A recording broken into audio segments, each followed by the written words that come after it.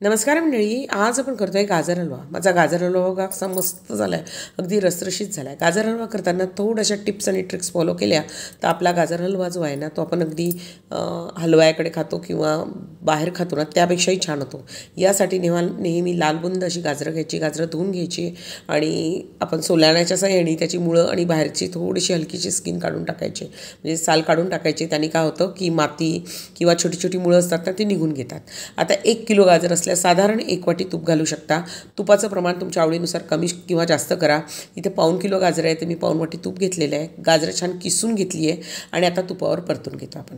गाजर हलवा करताना गाजरं जी आहे ना जेव्हा आपण तुपावर छान परतली जातात तेव्हा त्या गाजर हलव्याची चवही छान येते आणि रंगही छान येतो. आता तुम्ही बघा गाजरं आपण मस्त परततोय. पहिल्यापेक्षा त्याचा रंग बघा आता किती अप्रतिम झालेला आहे. आता गाजरं किती वेळ परतायची तर मी मध्यम गॅसवर साधारण 10 ते 12 मिनटं गाजरं परतली आहे. एवढ्या वेळ परतल्या गेल्यामुळे काय होतं गाजरं छान आतून शिजून येतात आणि रव्याप्रमाणे कॉन्स्टंटली तुम्हाला हलवायची गरज राहत नाही. मध्ये मध्ये हलवलं तरी चालेल, फक्त मग तुमची कढई जाड बुडाची हवी, म्हणजे खाली लागायला नको. पण गाजरं परतणं गरजेचं आहे. गाजरं जेवढी छान परतू तेवढी छान आपल्या हलव्याला टेस्ट येते किंवा तो तेवढा छान लागतो, रंगही त्याचा तेवढा छान येतो. तर बघा गाजरं छानपैकी हलवून घेतलेली. आता हळूहळू गाजरं जी आहेत ना ती बाजूनी बघा छानपैकी तेल म्हणजे तूप सुटलेलं आहे. त्यानंतर आपल्याला यामध्ये घालायचं दूध. गाजरं जर आपली छान तुपावर परतली गेली तर आपल्याला दुधाचं प्रमाण जे आहे ना ते 1 किलोला अर्धा लिटर दूध पुरेसं होतं. तर अर्धा किलोचा हलवा असेल तर तुम्ही त्याला 1/2 लिटर दूध घाला.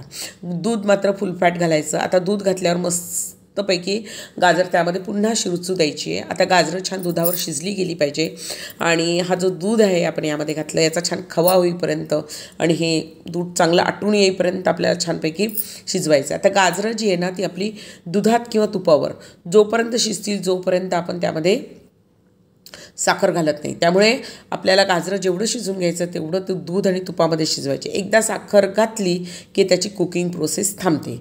त्यामुळे आधी तुपावर नंतर दुधात मस्तपैकी गाजरं शिजून घ्यायची आहे. गाजरं आपली छान शिजली का साखर घालायची. मी 1 किलोला 1 वाटीभर, आपली जेवढी वाटी असते आपली भाजी आमटीची तेवढी वाटीभर साखर घालते. अगदी पुरेशी होते. तुम्हाला जास्त गोड हवी असल्यास तुम्ही थोडी जास्त साखर घाला.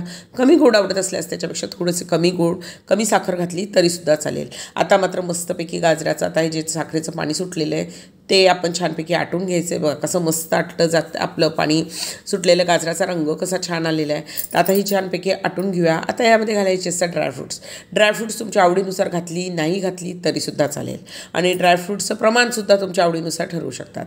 फक्त ड्रायफ्रूट्स कशी घालायची ते बघूया. आता आपला झाला हलवा पूर्ण झाला की सगळ्यात शेवटी आपल्याला ड्रायफ्रूट्स घालायचे आहे. तर ड्रायफ्रूट्स आपण तुपावर परतून घालू शकतो.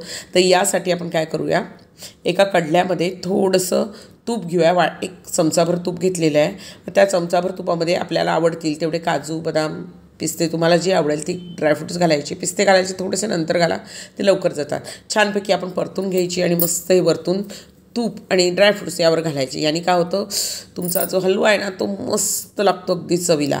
तर आता हे केलं की यानंतर आपण गॅस बंद करून घेऊया आणि वेलची पावडर घालूया. आता शेवटचा आयटम राहिला याच्यामध्ये टाकायचा तो म्हणजे आपण यामध्ये टाकणार आहे अर्धा लिटर ते 1 लिटर दुधावरची साय घालणार आहे. आता ही साय ना आपलं दूध म्हणजे हलवा गरम हवा पण गॅस बंद हवा तेव्हा घालायची आहे.